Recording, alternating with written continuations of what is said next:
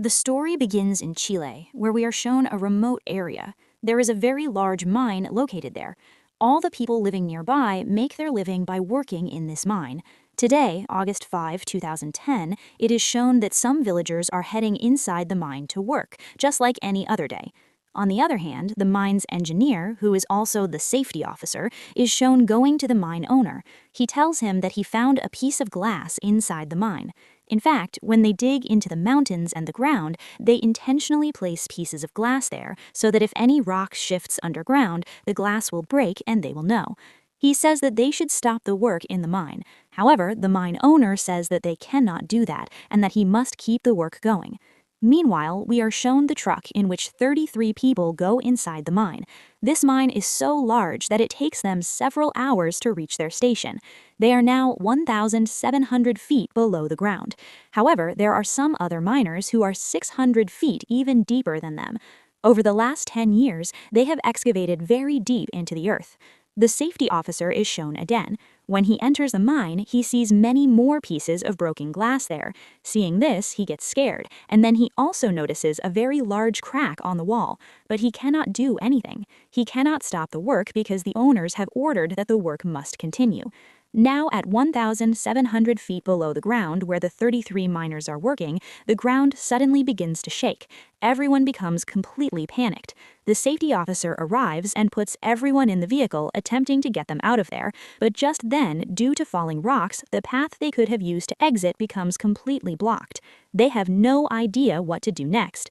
They then decide that they should go 600 feet deeper to where the other miners are working, because there is another exit path from there as well.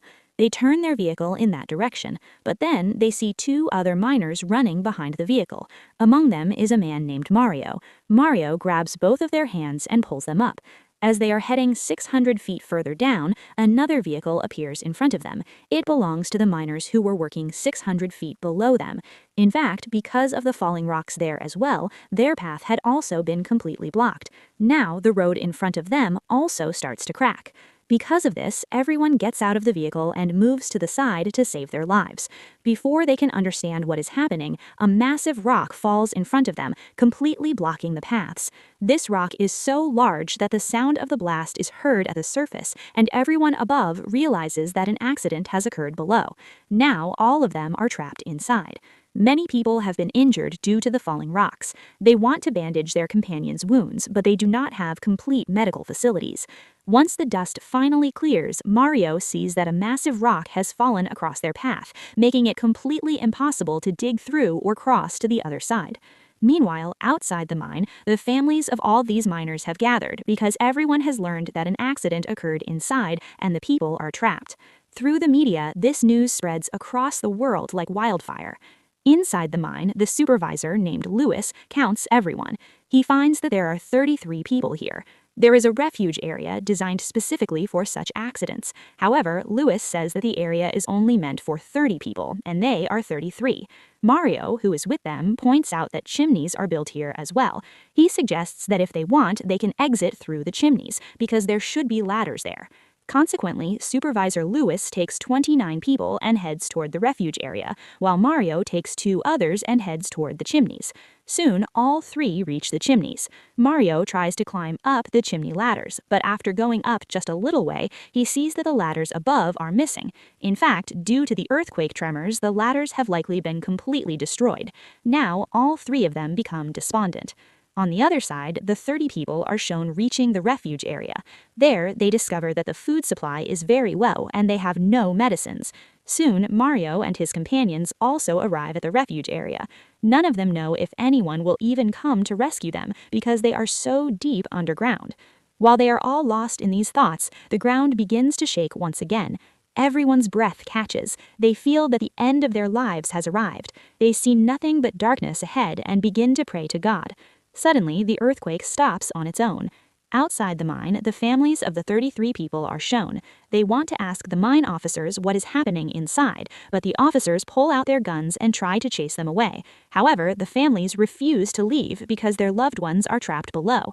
They start protesting and remain there throughout the night. The next morning, a mining official is shown to the president of Chile. He informs him that many people are trapped inside and that they must help them. The president says that this is the responsibility of the mine owners, as these mines are private. But the official argues that the owners do not have machines advanced enough to save them. He tells the president, "You should do something for them. If you save all those people, your name will be known internationally, because this news has spread across the entire world." The president finds the official's reasoning sound and tells him to do whatever it takes to save them.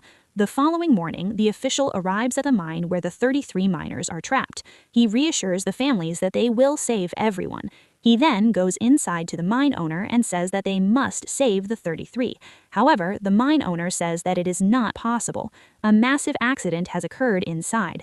I don't think anyone inside could have survived, and it is completely impossible to reach the depth where they were working. Besides, they only have 3 days worth of food there, and it will take us several months to reach them. By the time we get there, if we even do, they will all have died of hunger. Now, the Minister of Mines, the mining officer, also becomes convinced that what the mine owner is saying is absolutely true.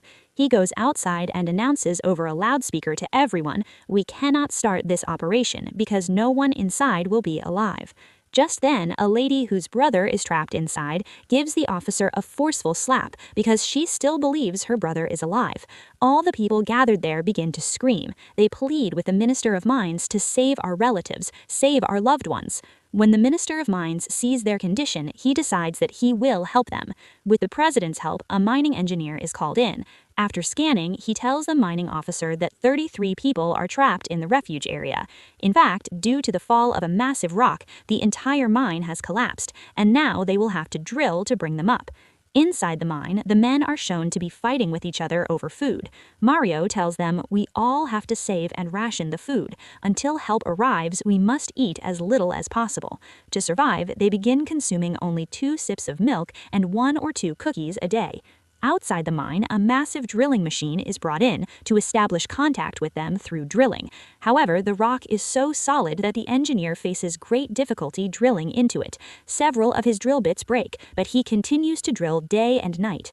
The mining officer arranges a camp for the relatives of those trapped below, because none of them want to go home. Inside the refuge area, when the 33 people hear the sound of the drill, they all become overjoyed. A glimmer of hope for life awakens within them. Slowly, time passes, and today marks 12 days. The drilling has been constant for 12 days, and the drill finally reaches the depth of the refuge area. But the luck of these 33 men is not good at all. The hole made by the drilling machine is 12 meters away from where they are, a distance they cannot reach. This means all the hard work of these past days has gone completely to waste. Furthermore, the food for these 33 men has now almost entirely gone. They only have 1 more day's worth of food left. The engineer also gives up. He says that the rock is too strong and drilling cannot be done again. Although the Minister of Mines tries to convince him, saying, "You must help them. Their families are outside and have great expectations of us," the engineer gives no answer and walks away. At night, the engineer returns to the mine minister and says, "We will drill 1 more time." They begin drilling from a different location. Because of the solid rock, they face immense difficulty. Inside the mine, everyone is shown to be completely despondent. They are all now waiting for death because their food ran out several days ago. While Mario is lying down, a drop of water suddenly falls on him. In fact, the second drill from above was positioned perfectly. Because of this, the drill, or rather the hole, reach exactly where these 33 people are trapped. When they see the drill, everyone is overjoyed, and a hope of life awakens within them once again. They start hitting the end of the drill rod that had reached the refuge area as hard as they can. The mine minister above hears the sound. Additionally, they attach a note to the end of the drill with a message saying, "We are all alive here." When the drill rod is pulled back up and everyone reads that note, they are overcome with happiness. The relatives waiting outside have tears in their eyes because they too had lost all hope, but now they are certain that their loved ones will be saved. Through the media, this news spreads across the entire world, and people from various countries arrive to help. NASA sends a special capsule, through which food, water, and essential supplies are sent down to them. They are also connected via video calls, allowing the trapped miners to speak with their families outside. Even the president of Chile speaks to the 33 men, assuring them that they will celebrate the coming Christmas with their families, which makes everyone very happy. The engineer on the surface creates 3 different plans, Plan A, B, and C, to bring the 33 men out, so that if 1 or 2 plans fail, the third can still save them. Work begins, but soon Plan 1 and Plan 2 fail completely. Now they are left only with Plan 3. They face many difficulties, but the engineer restarts the plan and resumes the work. However, a major problem arises. The massive rock that had fallen over the mine is slowly shifting downward. This means they must bring everyone up as soon as possible, or they will all be crushed under the rock. After continuous drilling, they reach the massive rock above the mine. It is extremely solid, and the drill cannot penetrate it. The engineer speaks to the miners trapped inside, and they suggest that they must set off an explosion from below to break the rock. Although this is very dangerous, they have no other choice. They trigger a blast on the rock, which finally allows the drill to pass all the way through. By now, they have been trapped for 59 days, nearly 2 months. After 2 months, the capsule sent by NASA to rescue them is lowered down. The first man gets ready to enter the capsule. Before leaving, he becomes very emotional because he spent 59 days of his life there, and his companions are still down there. He is placed in the capsule and pulled upward. Suddenly, the capsule gets stuck on the way up, causing the miner inside to have great difficulty breathing. However, the capsule is lowered slightly and then pulled up again, and the man finally makes it out. One by one, over the next 24 hours, every single person is rescued. In this way, these 33 people who had completely lost the hope of living are saved. After facing death like this, they truly understand the meaning of life. They realize the value of food, the value of their loved ones, and the value of the gift of life that God has given us. We should live every single moment of life rather than just constantly running in the rat race. While some people achieve things by constantly running, they often forget how to actually live. With this scene, the movie based on this true story comes to an end.